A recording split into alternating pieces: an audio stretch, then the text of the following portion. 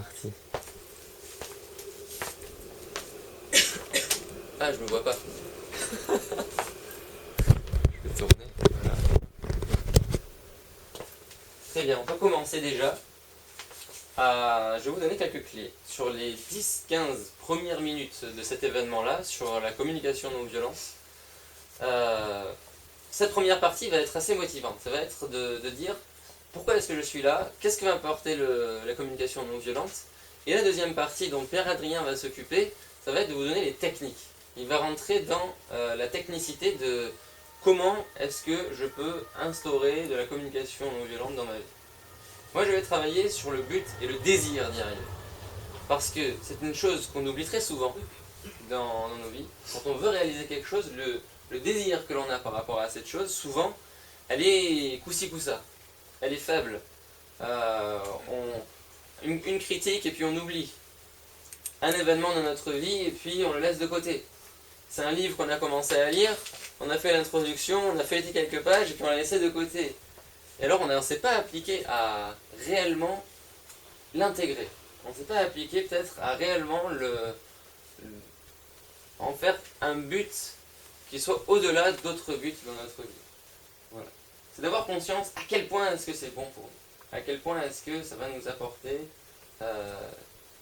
du bien-être. Voilà.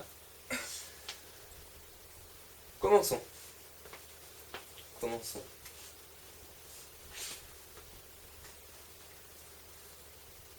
D'abord, la première clé que je vais vous offrir ici, ça va être la clé de l'échange, de la relation.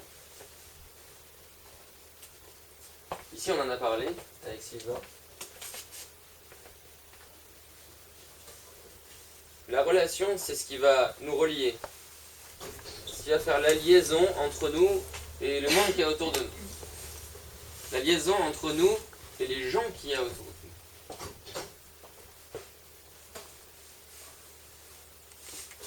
Cette relation, on a le choix de la configurer à notre guise. On peut configurer cette relation pour faire du business, gagner de l'argent. On peut configurer cette relation dans un but de tomber amoureux, de trouver la personne dans sa vie qui va nous rendre heureux. Cette relation, on peut la calculer pour faire la guerre, aller chercher des ressources, conquérir d'autres pays, briser des frontières. Cette relation, elle ne dépend que de nous. La deuxième clé, c'est la transformation.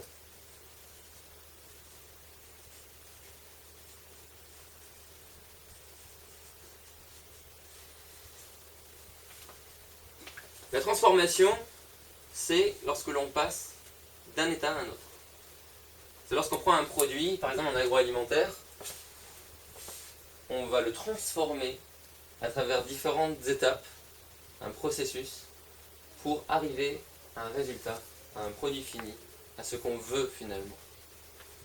On a vu ici dans la relation que c'est le but qui compte, c'est le but qu'on va se donner qui va déterminer la nature de la relation. Ici aussi, c'est ce but qui va déterminer ce qu'on va faire avec ce produit. On mange une pomme, qu'est-ce qu'on fait avec l'énergie de cette pomme? On le décide.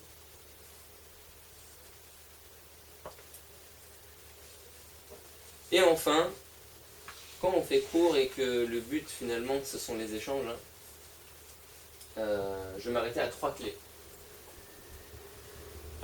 La troisième clé, je l'ai trouvée ici parmi vous en discutant avec Nathalie. Je lisais un livre, je dis qu'est-ce qui t'intéresse? Elle me dit c'est l'attraction. La loi de l'attraction. Allez. Je vais mettre un autre mot là-dessus.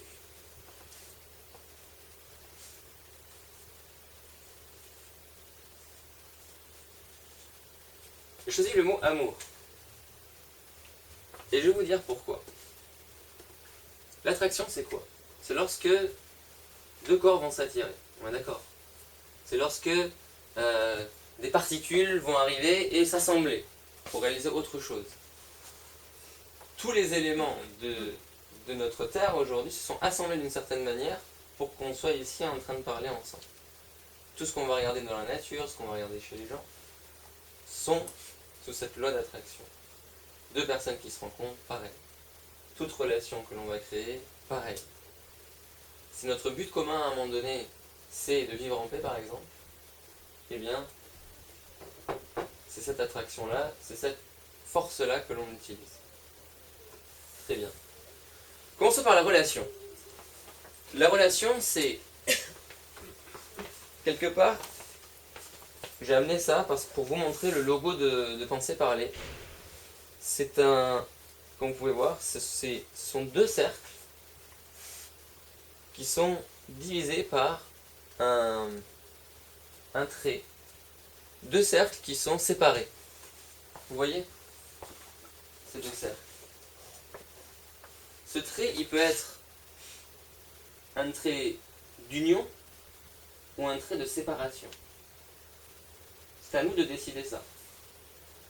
Si nous décidons que c'est un trait d'union, que ça va nous unir, que notre conversation, que notre communication, que ce qu'on va réaliser dans notre vie, nos actions, sont un trait d'union, on va penser à unir. On va intégrer. On va essayer de comprendre l'autre. On va davantage l'écouter.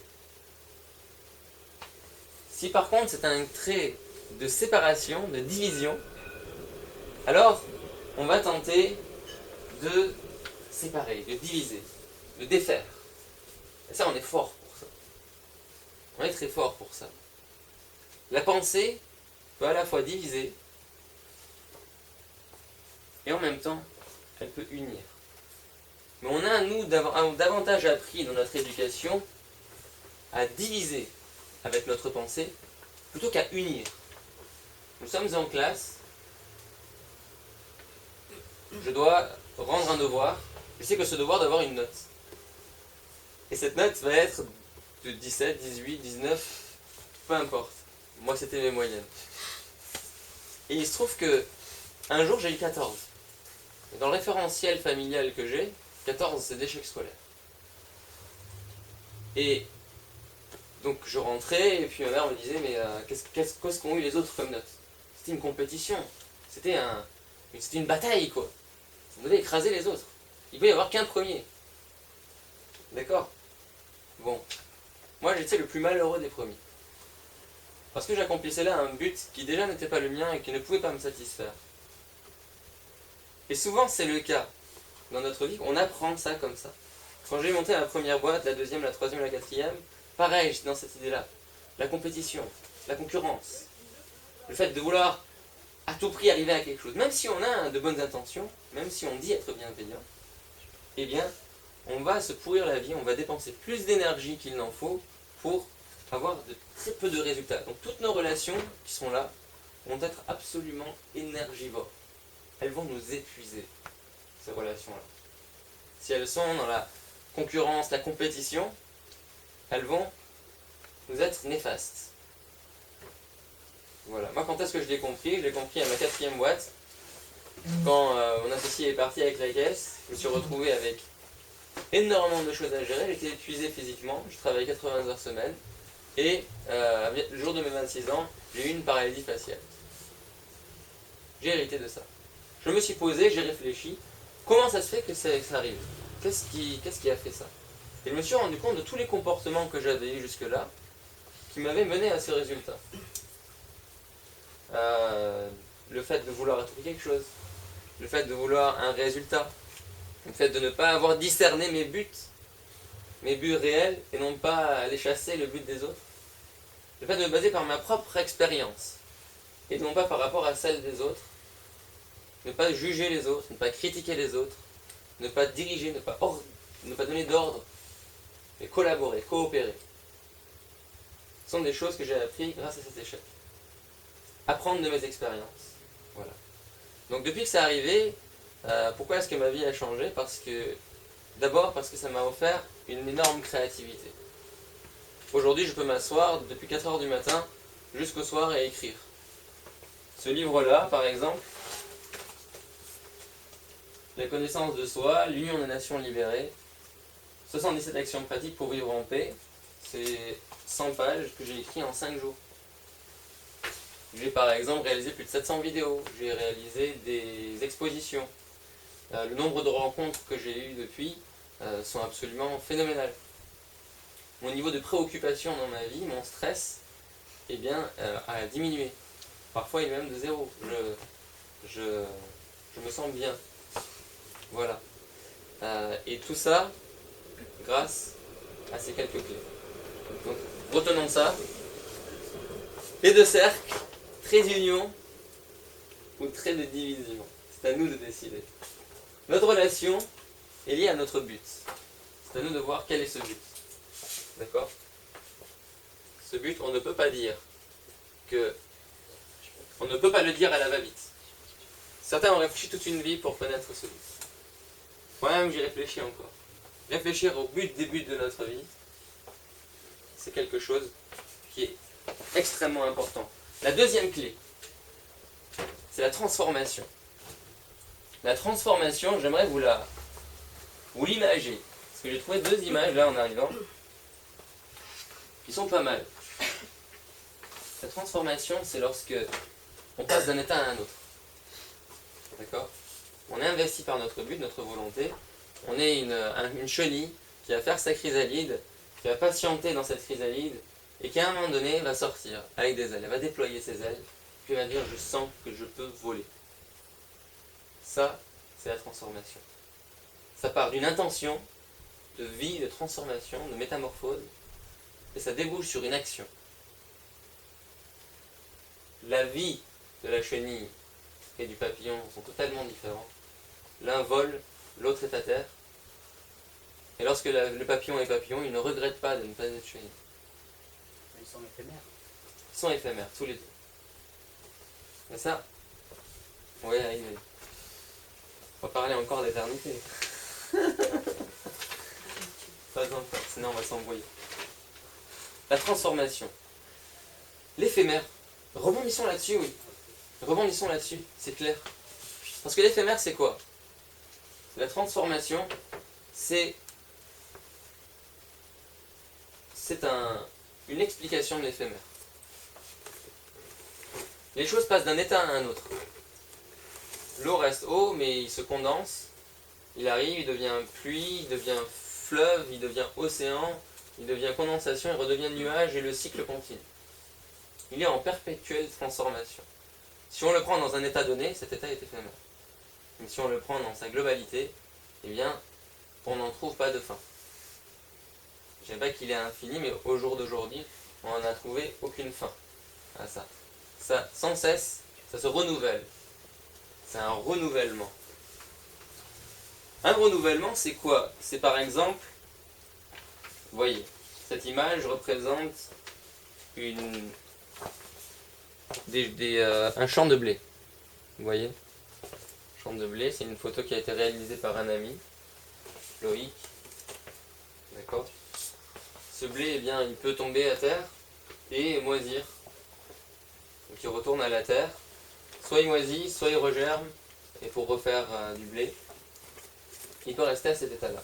Mais ce blé, il peut, grâce à la pensée de l'être humain, grâce aux relations qu'il aura eues avec cette matière, la matière du blé, et au savoir qu'il a en lui, parce que personne ne lui a appris, il peut faire du pain. Vous voyez? Donc déjà, on est dans une transformation. Voilà. On arrive à faire du pain avec du blé. C'est le génie de l'être humain. Aucun animal jusqu'à ce jour n'est arrivé à réaliser une telle chose. Et ça, c'est l'œuvre de la pensée. Donc la transformation, deuxième clé. Et enfin l'attraction. On va pouvoir passer aux échanges. Enfin. L'attraction, l'amour, il faut le concevoir non pas comme on le réalise habituellement. C'est-à-dire que habituellement on arrive et on dit l'amour, on associe ça à de la relation amoureuse ou à du sexe. Mais là c'est dans un autre sens, dans un sens d'union, une union fusionnelle, une union où nos pensées vont arriver à s'associer de telle manière que chaque personne conserve son identité, son unicité, sa qualité personnelle, et en même temps arrive à totalement comprendre l'autre. Notre volonté d'agir, alors on ne va plus l'imposer, on va assembler quelque chose d'absolument cohérent et de coopératif. Ça va ensemble, c'est-à-dire que ça marche ensemble. Vous voyez ? On sait très bien le faire, par exemple, pour faire la guerre, on sait se mettre en rang, on sait avoir cette discipline-là, cette union dans la force pour combattre quelque chose, mais dans nos vies personnelles, on y arrive moins. Du temps où on combattait avec des chevaux, lorsque les chevaux devaient combattre, eh ben on formait la ligne, on disait former la ligne. Et tous formaient la ligne, pas à pas. Puis ils avançaient au même galop, ensemble. C'est des choses que l'on sait faire. Quand on est dans la vie familiale, par exemple, comment est-ce que je peux avancer de manière cohérente avec mon conjoint, ma conjointe, avec ma soeur, mon frère, mon père, avec des amis. Quand je veux réaliser un projet en entreprise, en association, comment est-ce que je peux faire pour avancer comme ça, de manière coopérative, cohérente, sans subir les pressions de l'extérieur et sans moi-même en faire subir à d'autres. Voilà. Et ça, c'est l'amour qui permet ça. C'est l'attraction. Et cette attraction, devinez à quoi est-ce qu'il est lié. On va terminer là-dessus. Cette attraction, encore une fois, il est lié à la première question que je vous ai posée. C'est... Celui-là, il ne marche plus. C'est le but. Le but que nous avons ici détermine notre niveau d'amour, d'attraction, d'attractivité, de réalisation. Plus élevé est notre but, et plus notre attraction est puissante. Plus attaché est notre but, et petit et orgueilleux est notre but, et plus petit est notre attraction. Vous avez déjà voulu quelque chose dans votre vie, je suis certain. Moi de même, pareil. On veut des choses, on les veut absolument, on est concentré dessus, c'est notre but, c'est... Et puis il y a un truc qui se passe pas, ou qui se passe mal. Et bien là, on va déchanter. Parce que notre but était basé sur quelque chose de petit, ne prenait pas en compte l'environnement dans sa globalité, et nous nous sommes retrouvés dans une position qu'on va définir d'échec, mais en fait c'était une erreur de point de vue. C'était concentré sur une tache noire sur un tableau, on avait dit ma vie est terminée, c'est le ténèbre. Mais dès qu'on a pris 2 pas pour prendre du recul, on a vu que c'était un tableau de maître. Et ce tableau de maître, c'est votre vie, c'est notre vie. Ce tableau de maître, c'est nous qui sommes en train de le peindre. Et c'est à nous de reconnaître dans quel but est-ce que l'on va peindre ça. Je vous remercie.